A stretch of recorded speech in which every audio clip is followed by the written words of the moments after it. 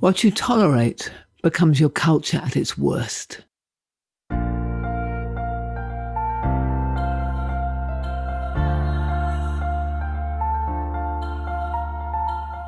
This is Walking Your Talk, a personal development podcast about leadership, authenticity and courage. I'm Carolyn Taylor, and I've spent my life working with leaders in organizations on how to change their culture. But this is much more personal. If you want to be known as someone who walks your talk at work and beyond, then this podcast is for you.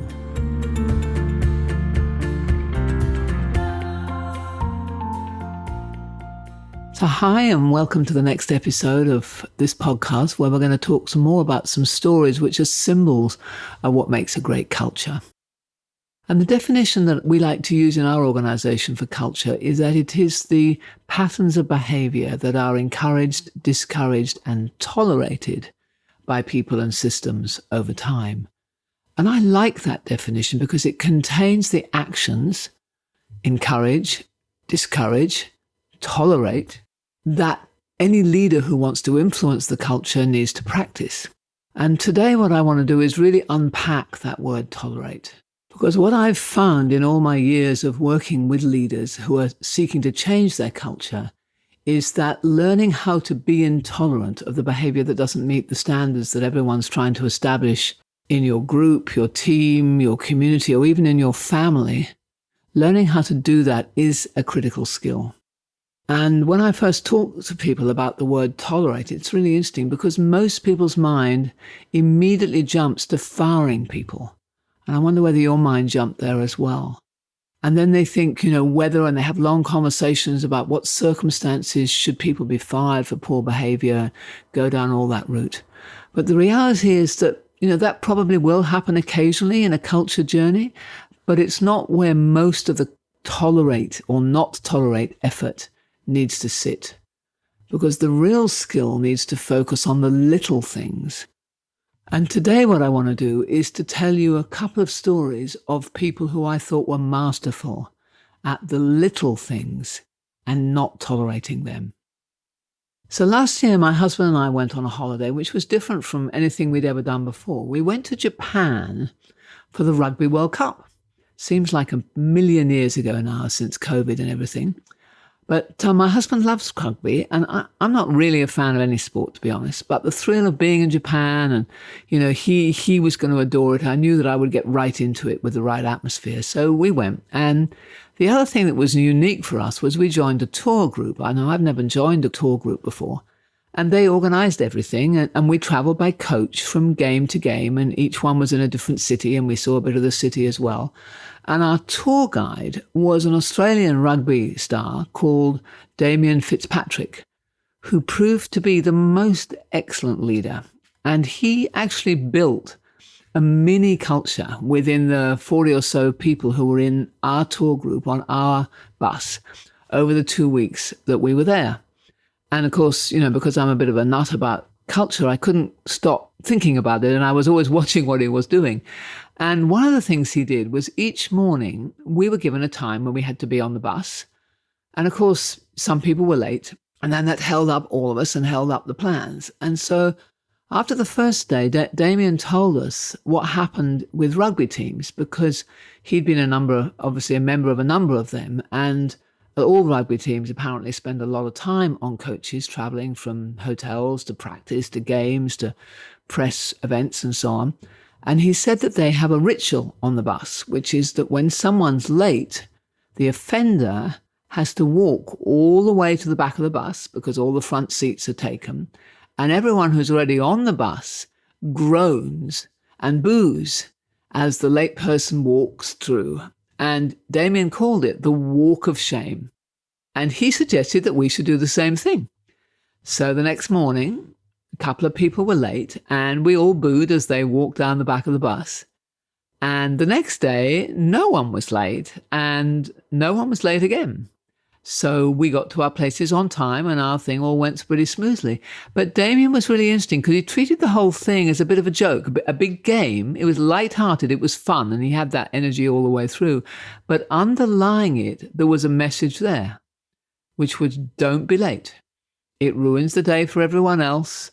And he actually shaped our behavior and created an atmosphere that he wanted and that we all benefited from. And none of us wanted to walk the walk of shame. So we didn't want to let the rest of the group down. Now, that's what I mean when I say not tolerating. It can be very light, but it's consistent and it's powerful. So in the business context, let me give you another example. A leader I worked with for several years, his name was Peter, very affable, engaging, but very disciplined. And he ran a $100 million operation within a larger organization. And each team meeting that he had, and they used to have them once a week, he ended it with, there was a list of action with someone's names beside it. And at the beginning of the next meeting, he would very quietly, because he was a quiet man, just refer to the list and say, I'll take it as read then that all of these actions are completed, unless anyone tells us now that one of them isn't. And then he would pause, and there would be a silence, and very occasionally someone would admit that they hadn't taken the action and apologized, and the action was noted for the next time. But almost universally, what I noticed was that there was silence after he said that, because everything had been done. And no one wanted the shame of admitting that they hadn't done something when they had said they would. And that was the standard that had been set for the culture of that team. And Peter had set that very clearly, and he just quietly, through that technique that he used, shaped the behavior of the whole team. So let's unpack the pattern here in those two stories, because they actually follow a very similar format, and it's a format that I've seen in many other occasions in many organizations that I've worked with as a consultant on culture. And this is what I see the pattern to be. First of all, that a standard is set. Now, people think that setting a standard means, having some big team building event and writing some formal list of behaviors and so on. But sometimes it's much simpler than that. The standard can be set by the leader, usually by just one or two sentences, or by just starting to do something like Damien and Peter both did there. And the second then is that the standard is then mentioned and it's visible on every relevant occasion. So it was going to be visible who was going to be late in the bus. It was going to be visible because Peter picked up each meeting with the actions of the previous one and had that moment's silence. It was going to be visible if someone hadn't met that standard. And then in both cases, there was some element of shame that existed for those who didn't meet the standard. Very gentle, nothing heavy, nothing that leaves people feeling that they've been got at in some way, but just the recognition that they didn't meet it. And then what happens is that peer pressure actually does the rest, and nothing more needs to be said. And that's the fourth point. And the fifth and the final point is that everything is done in a very light and a very matter-of-fact way. And I think that's a long way from the anxiety that often clicks in when I start talking about the importance of not tolerating behavior as a part of the culture leadership skill. Because people jump to, it means we've got to fire people.